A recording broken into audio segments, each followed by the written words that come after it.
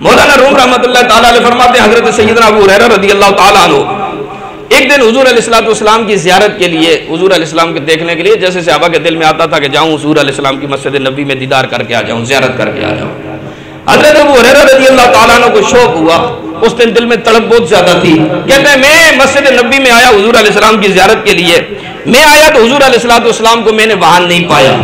جب میں نے حضور کو مسجد نبی میں نہیں پایا تو میں بےتاب ہوا، تڑپ پیدا ہوئی، میں باہر نکل گیا حضور علیہ السلام کو ڈھونڈنے کے لیے۔ کہتے ہیں چلتے چلتے میں ایک جنگل میں پہنچ گیا، وہاں ایک چرواہا بکریاں چرا رہا تھا، میں نے جا کے اس چرواہے سے پوچھا، بکریاں چرانے والے سے، اور تم نے میرے آقا کو دیکھا ہے؟ اس نے چرواہے نے کہا میں تمہارے آقا کو نہیں جانتا، مجھے تو نہیں پتا تمہارے آقا کون ہے، لیکن ایک بات میں جانتا ہوں۔ اس نے کہا کہ ابو ہریرہ نے کہا کہ کیا جانتے ہو؟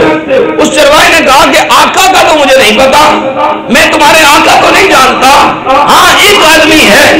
اس غار کے اندر ہے، آج 3 دن اور 3 راتیں ہو گئی ہیں، یہاں وہ اتنی درد کے ساتھ، اتنے سوز کے ساتھ، اتنے گلاس کے ساتھ رو رہا ہے کہ میری بکریاں ہی کی پورے چرند اور پرند نے آج 3 دن ہو گئے اس کی آواز کو سن کے کھانا پینا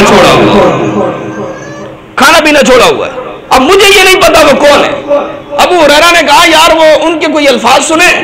وہ کیا کہہ رہے ہیں؟ ان کی آواز، اس نے کہا اور آواز تو مجھے کوئی نہیں آئی، اتنے الفاظ میں سنے ہیں کہ وہ کہہ رہے ہیں کہ می کنت بابری برساتی نہ کہہ رہا امتی امتی یا امتی یا امتی، یہ فارسی میں اس نے کہا۔ اس نے کہا میں اور تو نہیں جانتا،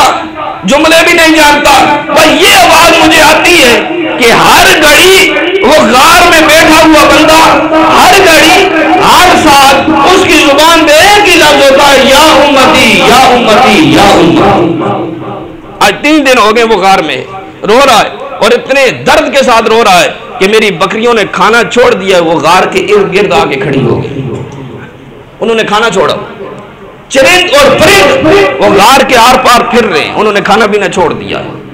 وہ جس نبی کی آواز کو سن کر چرند پرند کھانا چھوڑے اور بکریاں کھانا چھوڑے، جس نبی کے آنسوؤں کو دیکھ کر بکریوں نے کھانا پینا چھوڑ دیا۔ نبی کے غلاموں، ہمیں وہ آنسو نظر نہیں آ رہے، ہمیں محسوس نہیں ہو رہا اس نبی کے آنسوؤں کا، ہم نے حضور کی سیرت کو چھوڑ دیا، حضور کے کردار کو چھوڑ دیا، حضور علیہ السلام کے لائے ہوئے دین کو چھوڑ دیا، اسلام کو چھوڑ دیا، ہمیں وہ غاروں میں روئے ہوئے حضور کے آنسوؤں کا کوئی حیا نہیں،